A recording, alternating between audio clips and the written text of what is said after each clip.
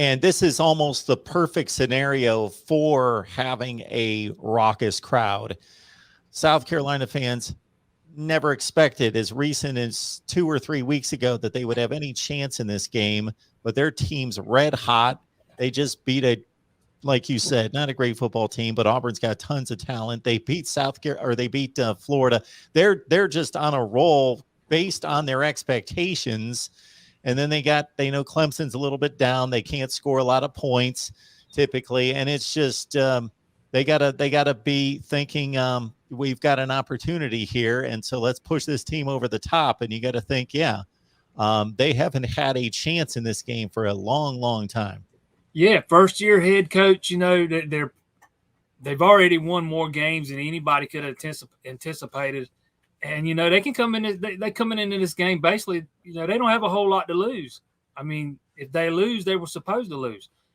But they have nothing to lose in this game. They can just leave it all out there. I expect a dogfight.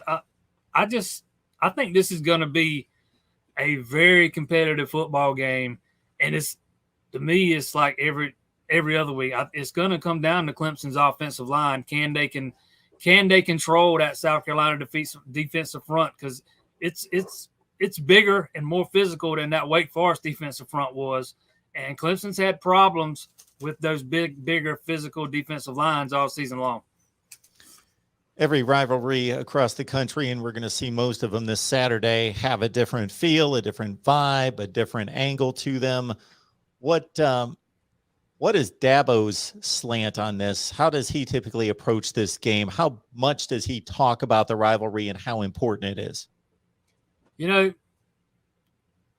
It's important to this Clemson football program. Dabo's made it important. It's one of the goals at the beginning of the season, win the state championship, and it's the only goal on their board that centers around one game. Win the opener, win the division, win the conference. I can't remember all of them. Win the conference, win the state championship, and win the finale. Even making the playoffs not a goal, but winning this game is a goal. Every year they go into this game wanting to win. He says the same thing every year. He knows how important it is, not just the players in the program, but everybody in the state. It affects everybody in the state. It doesn't get the same kind of play nationally that, say, the Iron Bowl does with Auburn and Alabama, but it's basically the same kind of thing. In state, half the state's one side, half the state's the other side, and it affects every family.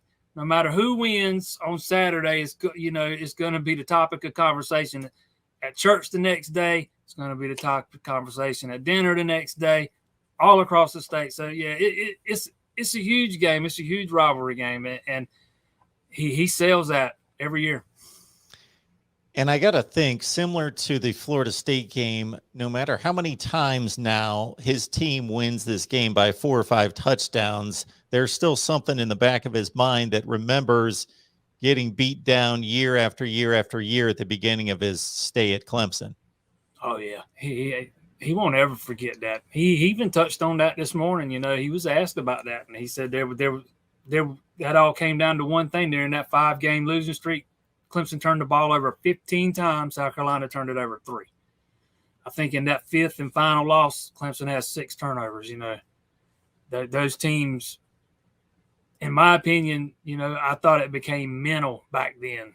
And those teams, it was just a mental roadblock they never could get past. And it took a new core of guys to come in and get over that hump with Deshaun Watson and Mike Williams and those guys that went on to win a couple of national championships. But, yeah, I don't think he'll ever forget that. I know he's got a good relationship with Shane Beamer, who's there now. So I don't know how that affects things. But while Will Muschamp was there, South Carolina was one of those teams that I think when he had the opportunity to stick it in a little bit, he was going to do it. Now, I don't know if it's going to be the same way with Shane Beamer there because like I said, they're pretty good friends and stuff. We just have to see how it plays out over the years. But Shane Beamer being there definitely adds a new layer to the rivalry. It brings a new energy into it. it's going to be fun to watch for a few years. Clemson versus South Carolina, 7:30. The SEC Network on Saturday night, 7:30 Eastern Time.